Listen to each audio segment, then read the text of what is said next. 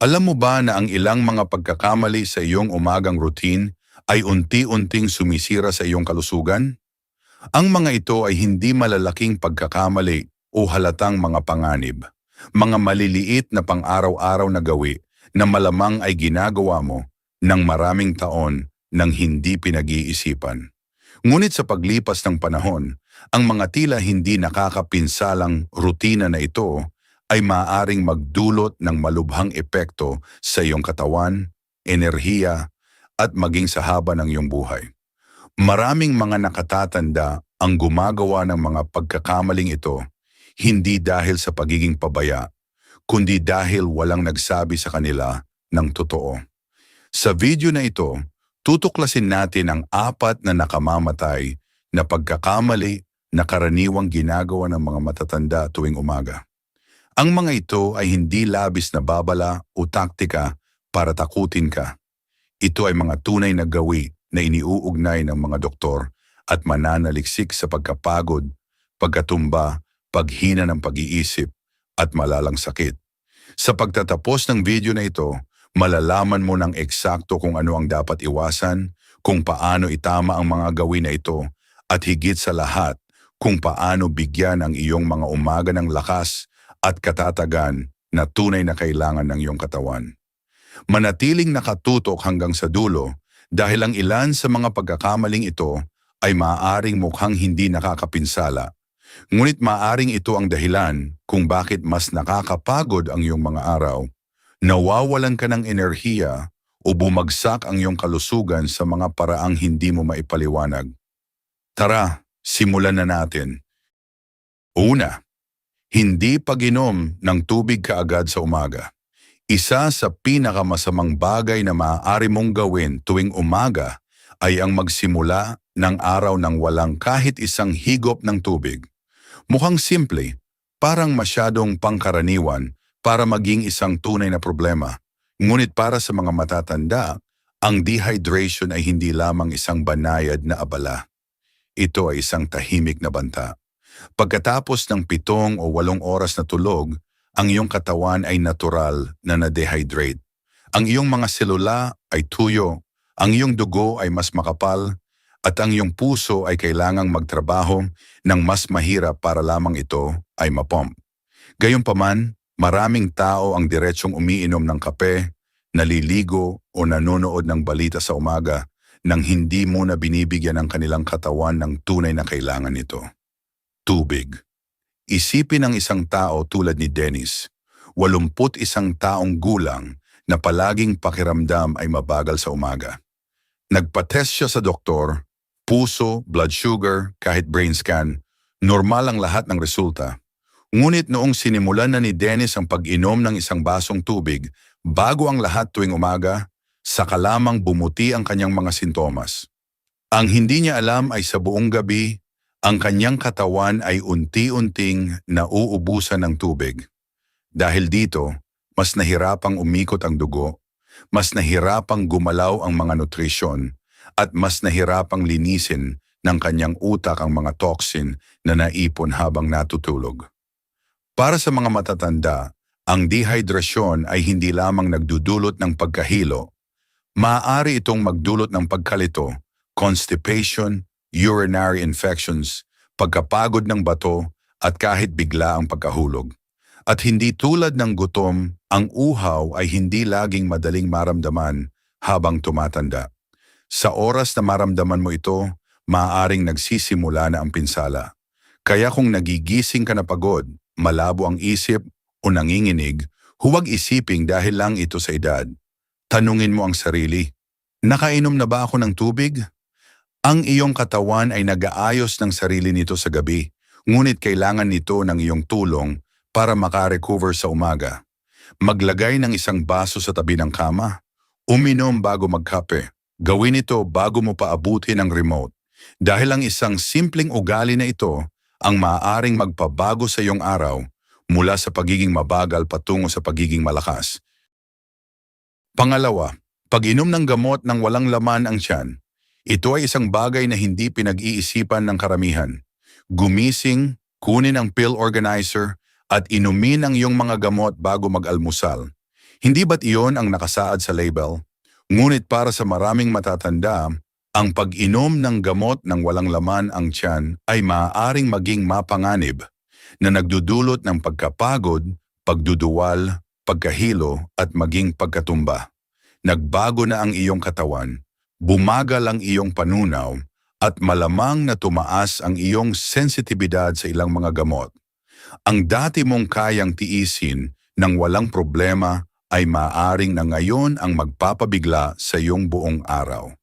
Isalang-alang si Lorraine, 77 taong gulang, na umiinom ng ilang gamot para sa alta ng presyon at pananakit ng mga kasukasuan. Dati inumin niya ang mga ito kaagad sa umaga bago pa siya makarating sa kusina. Ngunit nagsimula siyang makaramdam ng hilo. Minsan, muntikan na siyang himatayin habang nagbibihis. Itinanong lang ng kanyang doktor, "Kumakain ka ba muna?" Hindi, at iyon ang problema. Ang ilang mga gamot, lalo na yaong para sa alta ng presyon, ritmo ng puso o pananakit, ay maaaring magpababa ng iyong presyon ng masyadong mabilis o makairita sa lining ng iyong tiyan kapag ininom ng walang laman. Kapag walang pagkain na mag-aabsorb ng kanilang epekto, maaaring masyadong mabilis at malakas ang tama nito sa iyo. Ang resulta? Masama ang pakiramdam mo, humihina ang balanse mo, nawawalan ka ng enerhiya bago pa man magsimula ang araw, at pinakamasama, maaari itong magdulot ng pagkatumba, isa sa mga pangunahing dahilan kung bakit napupunta ang mga matatanda sa emergency room. Kaya paano ito maiiwasan? Ang sagot ay hindi kailangang maging komplikado. Kahit isang maliit na panghimagas, kalahating saging, isang hiwa ng tinapay o isang nilagang itlog ay maaaring maging sapat na suporta para sa iyong tiyan upang mas maayos na matanggap ang gamot. Ang susi ay ang pagiging consistent. Kung sinabi ng iyong doktor na pwede itong inumin kasabay ng pagkain, huwag lalaktawan ang hakbang na iyon. At kung hindi ka sigurado, magtanong. Dahil ang iyong umaga ay dapat magbigay sa iyo ng sigla, hindi ang magpatumba sa iyo bago pa man magsimula ang araw.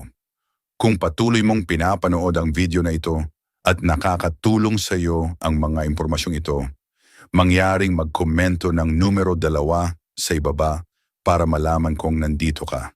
At kung hindi ka pa nakakapag-subscribe, inire-recommenda kong mag-subscribe ka at i-on ang bell notification para hindi mo makaligtaan ang anumang mga video. Ang iyong suporta ay tumutulong sa amin na patuloy na makalikha ng magandang content para sa iyo. Ngayon, magpatuloy tayo. Pangatlo, pagmamadaling tumayo mula sa kama ng mabilis. Kapag unang bumukas ang iyong mga mata sa umaga, natural na gusto mong simulan ang araw. Marahil ay kailangan mong umihi o baka may kumukulo ng kape o gusto mo lang magsimulang gumalaw. Ngunit ang hindi alam ng maraming matatanda ay ang mga unang segundo pagkatapos mong magising, kung paano ka lilipat mula sa pagtulog patungo sa pagtayo, ay maaaring isa sa mga pinakadelikadong sandali ng buong araw. Ang iyong katawan ay hindi pa ganap na nahahanda. Ang daloy ng dugo ay nag-a-adjust pa, at kung agad kang magbibitaw ng iyong mga binti sa gilid ng kama at biglang tatayo, maaari kang madapa o mas malala pa. Tingnan natin ang nangyari kay Gerald, isang 80 taong gulang na dating kontratista na laging ipinagmamalaki ang kanyang aktibong pamumuhay. Tuwing umaga, gigising siya at agad natatayo sa kama hanggang sa isang araw, hindi niya nagawa. Masyado siyang mabilis na tumayo, naramdaman niyang umiikot ang paligid at bumagsak bago pa man niya mahawakan ang pader. Napilay ang kanyang balakang. Ipinaliwanag ng kanyang doktor ang isang bagay na hindi pa sinasabi sa kanya noon. Habang tumatanda tayo, bumagal ang kakayahan ng ating katawan na i-regulate ang blood pressure. Ibig sabihin, kapag mabilis kang nagpalit ng posisyon, lalo na mula sa paghiga patungo sa pagtayo, maaring biglang bumaba ang iyong presyon na nagdudulot ng pagkahilo, malabong paningin, at pagkawala ng balanse. Hindi lang ito basta pagkahilo, kundi pag-iwas sa mga aksidenteng maaaring magpabago sa iyong buhay. Ang pagkahulog sa edad na 70 o 80 ay maaaring mawala ang iyong kalayaan. Maaari itong magdulot ng operasyon, pagtigil sa ospital, at buwan ng pagpapagaling na hindi lang nagpapahina ng iyong katawan, kundi pati ng iyong espiritu. Kaya mahalaga ang dahan-dahang pagbangon. Sa halip na agad na tumayo, bigyan mo ng oras ang iyong katawan. Umupo ng dahan-dahan, galawin mo ang iyong mga daliri sa paa, huminga ng malalim, hayaan mong makasabay ang iyong sirkulasyon sa iyong paggalaw, sa kakatumayo, sa kakalumakad. Ang dagdag na 30 segundo na iyon ay maaaring maging dahilan kung bakit ligtas ka. Dahil ang pagprotekta sa iyong sarili ay hindi lang tungkol sa kung ano ang ginagawa mo, kundi kung paano ka magsisimula. At ang bawat matatag na araw ay nagsisimula sa dahan-dahang pagbangon. Pang-apat, pagkain ng mataas sa asukal o maraming carbs sa almusal. Ang iyong kinakain sa umaga ay nagtatakda ng tono para sa buong araw mo. Ngunit maraming matatanda ang nagsisimula sa maling pagkain. Cereal na puno ng asukal, puting tinapay na may jam, o mga pastry na masarap pero bigla namang nagpapataas ng blood sugar.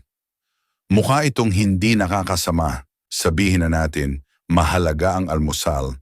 Ngunit ang klase ng almusal na pinipili mo ay mas mahalaga habang tumatanda ka. Hindi na katulad noon ang iyong metabolismo.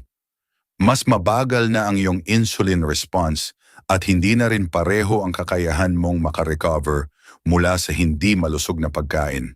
Halimbawa si Helen, 74, na laging nagsisimula sa umaga ng muffin at juice. Nakakaramdam siya ng agaran na enerhiya, pero pagkalipas ng 1 o 2 oras, bigla siyang hihina, pagod, malabo ang isip, minsan ay irritable pa. Iminungkahi ng kanyang doktor na kumain siya ng almusal na may mas maraming protina at fiber. Nagsimula siyang kumain ng itlog, kaunting avocado o plain yogurt na may nuts. Agad niyang naramdaman ang pagkakaiba. Patuloy ang kanyang enerhiya, stable ang kanyang blood sugar, at hindi na siya inaantok bago magtanghalian. Ito ay dahil ang mga almusal na mataas sa asukal at carbs ay nagdudulot ng biglaang pagtaas at pagbaba ng enerhiya. Nagdudulot ito ng stress sa iyong pancreas, nagpapataas ng risk sa insulin resistance, at nagpapalala ng pagkapagod. Nakakaapekto rin ito sa iyong mood. Ang mga matatandang nagsisimula sa maraming asukal ay madalas na nakakaranas ng brain fog, mabagal na pag-iisip, at mas mababang emotional resilience pagdating ng tanghali. At sa paglipas ng panahon, lumalala ang pinsala. Ang mataas na blood sugar ay hindi lang numero. Isa itong risk factor sa sakit sa puso, stroke, cognitive decline, at iba pa. Ano ang solusyon? Mag-balance. Magdagdag ng protina tulad ng itlog, cottage cheese, o nut butter. Kumain ng fiber mula sa prutas, oatmeal, o whole grain toast. Limitahan ang asukal. Hindi mo kailangang kumain tulad ng isang bodybuilder. Kailangan mo lang kumain tulad ng isang taong gusto ang matalas na utak, steady na enerhiya, at malusog na katawan. Dahil ang almusal ay hindi lang tungkol sa pagpuno ng tiyan, kundi sa pagbibigay ng sustansya sa iyong buhay. Ang pagkaing pipiliin mo ngayon ay maaaring magdikta kung gaano kakalakas bukas. Kung patuloy mong pinapanood ang video na ito at nakakatulong sa iyo ang mga impormasyong ito, mangyaring mag-comment ng numero 4 sa ibaba para malaman ko na narito ka. At kung hindi ka pa nakasubscribe, inire-recommenda kong mag-subscribe ka at i-on ang bell notification para hindi mo makaligtaan ang mga susunod na video. Ang iyong suporta ay tumutulong sa amin na patuloy na makagawa ng magandang content para sa iyo. Ngayon, magpatuloy tayo. Pangwakas na mga pag-iisip. Ngayong alam mo na ang 4 na karaniwang pagkakamali, oras na para tanungin ang iyong sarili ng isang mahalagang tanong. Alin sa mga ito ang nakuha sa iyong umaga nang hindi mo namamalayan? Hindi mo kailangang gawin lahat ng ito para maramdaman ang epekto nito. Kahit isa lang, maging ito ay pag-skip sa pag-inom ng tubig, pagmamadaling bumangon, pag-inom ng gamot ng walang laman ng tiyan, o pagkaing maraming asukal, ay maaaring unti-unting magpahina sa iyong lakas, linaw ng isip at kalidad ng buhay. Ang magandang balita, lahat ng mga ugaling ito ay maaaring ituwid at hindi ito nangangailangan ng malalaki at nakakabiglang pagbabago. Kailangan lang ang ilang maliliit na pagbabago na gagawin ng tuloy-tuloy. Pag-isipan mo ito. Paano kaya kung bukas, sa halip na diretso sa kape, ay uminom ka muna ng isang basong tubig? Paano kung bigyan mo ang iyong katawan ng dagdag na 30 segundo bago ka tumayo? Paano kung kumain ka muna ng kaunti bago uminom ng gamot o palitan ang matamis na almusal ng isang bagay na talagang nagbibigay ng enerhiya? Hindi lamang ito mga ugali, mga pagpipilian ito. At sa bawat umaga na ginagawa mo ang mga ito, ng tama, nagpapadala ka ng mensahe sa iyong katawan. Gusto kong manatiling malakas. Gusto kong manatiling malinaw. Gusto kong manatili rito ng buo. Ang iyong umaga ang pundasyon ng iyong araw at sa yugto ng buhay na ito karapat-dapat ka sa mga umagang magpoprotekta sa iyo, hindi magpapahina sa iyo. Kaya maglaan ng oras, magpahinga ng konti, magpakain ng matalino, at tandaan na ang pinakamaliit na desisyon ay kadalasang may pinakamalaking epekto. Dahil ang mahabang buhay ay hindi lamang tungkol sa pagtagal, kundi tungkol sa mas magandang pamumuhay isang umaga sa isang pagkakataon. Salamat sa pagsama sa amin ngayon. Gusto naming marinig ang iyong mga saloobin. Mag-iwan ng komento sa ibaba at ibahagi ang isang bagay na iyong natutunan ngayon at kung paano mo ito balak gamitin sa iyong buhay. Mahalaga sa amin ang iyong mga iniisip, kaya huwag mag-atubiling ibahagi ang mga ito. Ang pagbabasa ng iyong mga komento ay nagbibigay sa amin ng malaking motibasyon at pag-asa. Kung nagustuhan mo ang video na ito at nakatulong ito sa iyo, mangyaring i-like, mag-subscribe at ibahagi. Ang iyong suporta ay tumutulong sa amin na patuloy na lumikha ng magandang content upang magbigay kaalaman at mag-inspira sa iyo. Salamat sa panonood at inaasahan naming makita ka sa susunod na video.